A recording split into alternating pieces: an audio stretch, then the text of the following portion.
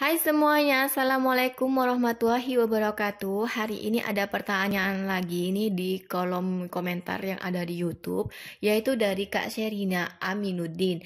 Nah, di sini Kak Sherina bertanya nih, Assalamualaikum Umi, saya mau tanya, bagaimana cara mengatur uang 1 juta untuk 4 orang selama 1 bulan? Dan agar bisa menabung juga. 4 orang terdiri dari saya, suami, dan juga 2 orang anak. Anak yang pertama kelas 1 SD, dan anak yang kedua umur 4 tahun dan baru mulai sekolah tahun depan. Dan masih ada tagihan cicilan motor dan juga rumah. Setiap kali uang 1 juta untuk sebulan masih kurang dan saya harus mengambil uang tabungan untuk tambahan kebutuhan sehari-hari. Apakah bisa ada rincian ya Umi? Mohon bantuannya. Terima kasih. Wassalamualaikum warahmatullahi wabarakatuh.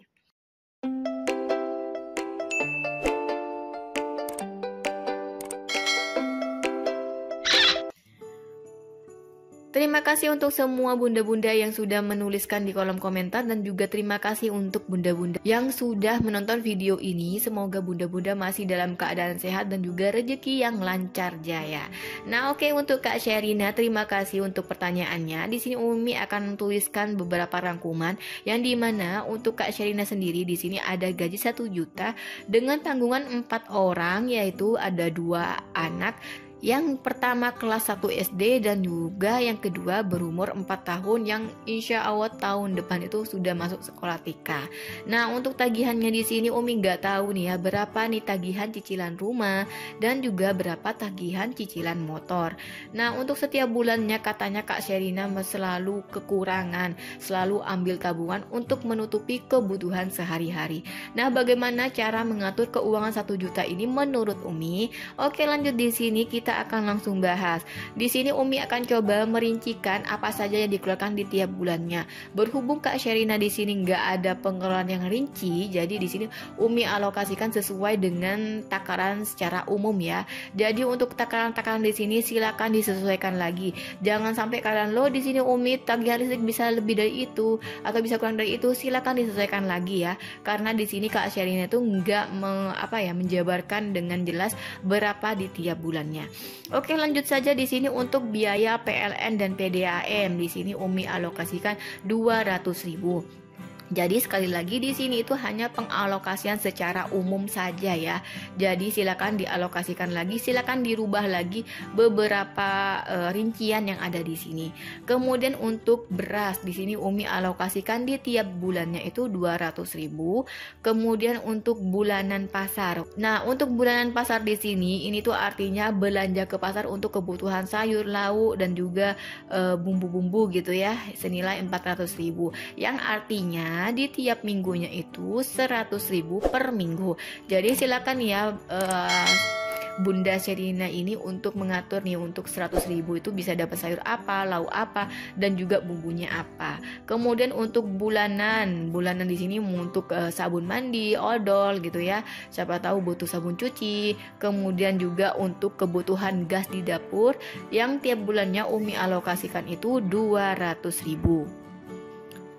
Selanjutnya untuk total dari semua kewajiban dari yang ada di sini yaitu senilai 1 juta. Nah, ternyata setelah dihitungkan semuanya ini untuk pengeluaran PDAM, PLN, beras, bulanan, ini tuh semuanya sudah menghabiskan 1 juta. Jadi pantas aja ya kalau Bunda Sherina di sini selalu kekurangan di tiap bulannya. Nah, apa sih yang belum? Yuk coba kita akan rincikan di sini. Yang belum tertuliskan dari nominal kebutuhan di tiap bulan ini yaitu yang pertama ada saku anak. Nah, untuk saku anak di sini Umi anggarkan 3.000 saja untuk anak kelas 1 SD ya, yaitu yang kalau 1 bulannya itu selama 30 hari ada total senilai 90.000. Jadi untuk uang saku ini tolong disesuaikan lagi dengan kondisi bunda-bunda semua ya. Jangan sampai kondisi bunda itu serba kekurangan tapi anak mendapat uang saku sampai 10.000, 20.000, 30.000, itu tuh sampai jangan ya. Kalau bisa ajarkan juga anak untuk berhemat, ajarkan juga anak anak sedini mungkin untuk mengenal apa itu dari mengatur keuangan sejak dini. Karena kalau sudah sejak dini bisa mengatur keuangannya sendiri, insya Allah kalau sudah gede itu gak bingung-bingung lagi kayak kita-kita gitu ya. Karena kita-kita setelah jadi emak-emak itu bakalan bingung, apalagi anak-anak kita nantinya gitu ya. Ini tips aja ya dari Umi. Kemudian yang kedua ada untuk ke SPP atau kebutuhan sekolah SD ya. Di sini Umi nggak tahu SPP-nya berapa atau butuhkah uang apa gitu ya. Tapi di sini Umi nominalkan secara umum aja yaitu 50.000. Berhubung di sini juga SD-nya juga banyak yang gratis ya. Kalau negeri ya untuk biaya apapun itu gratis, cuma bayar apa gitu ya, mungkin ini bisa jadi tambahan aja. Kemudian untuk cicilan rumah. Nah, di sini cicilan rumahnya tuh nggak ngerti berapa nominalnya, dan juga untuk cicilan motor juga berapa nominalnya. Jadi di sini Umi ambil coba rata-rata aja 500 ribuan. Jadi untuk cicilan rumah 500 ribu di tiap bulannya, dan juga untuk cicilan motor 500 ribu di tiap bulannya. Untuk tabungan di sini Umi alokasikan untuk tabungan anak yang akan masuk ke sekolah TK. Jadi ini tips ya untuk semua bunda yang mau pengen masukin anaknya ke sekolahan. Jadi 1 tahun atau 2 tahun sebelum anak masuk, silakan ditabungkan dulu untuk uang kebutuhan sekolah itu. Misalnya nih ya untuk TK. Kalau TK kan kemarin itu adik Via juga masuk TK, anak Umi. Nah itu tuh kebutuhannya kurang lebih 1 juta. Nah kalau 1 juta dibutuhkan untuk pendaftaran di tahun depannya, jadi artinya tahun sebelumnya itu wajib menabungkan uang senilai 100 ribu di tiap bulannya. Jadi kalau sudah 1 tahun dapatnya 1.200.000, masih ada tuh sisa 200. Nah 200 ribu itu bisa kita alokasikan untuk pembiayaan yang lainnya, mungkin di luar kebutuhan dari sekolah TK, misalnya tasnya kah atau sepatunya atau apa yang lainnya. Nah di sini untuk tabungan TK di sini Umi alokasikan 100 ribu, insya Allah cukup ya untuk TK.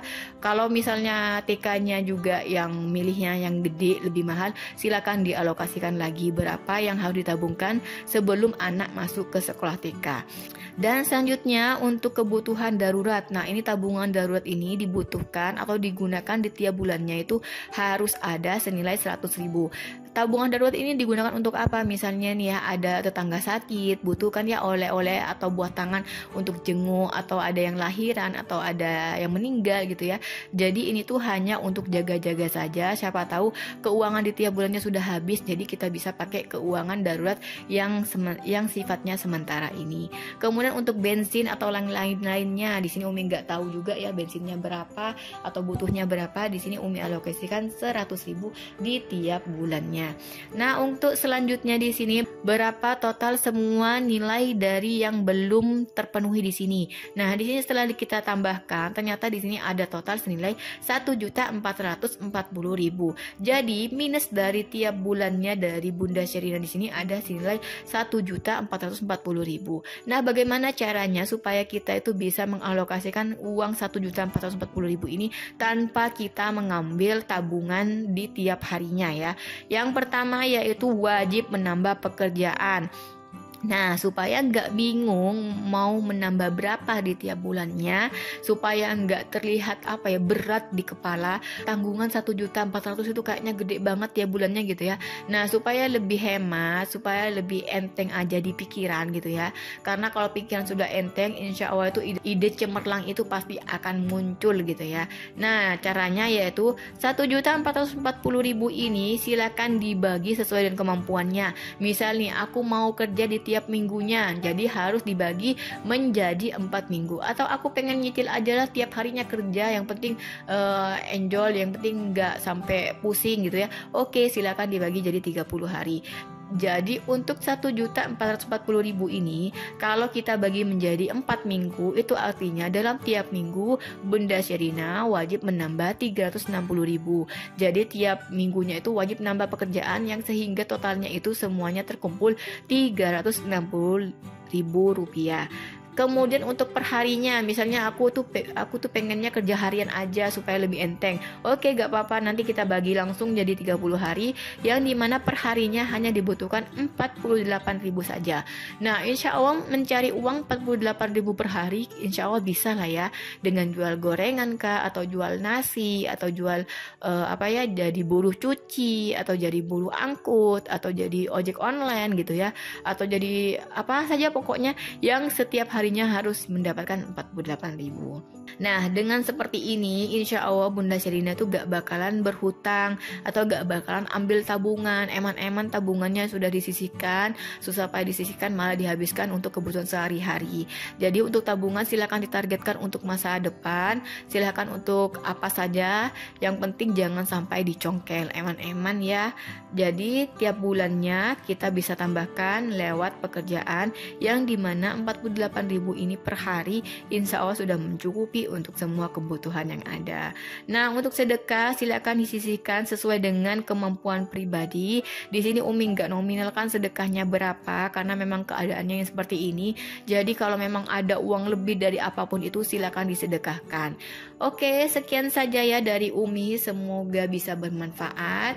Jangan lupa untuk like dan juga share sebanyak-banyaknya supaya orang-orang di luar sana juga bisa mendapatkan informasi ini secara mudah dan supaya bisa meringankan apa yang menjadi kewajiban di tiap bulannya. Oke, sampai jumpa di video selanjutnya. Wassalamualaikum warahmatullahi wabarakatuh.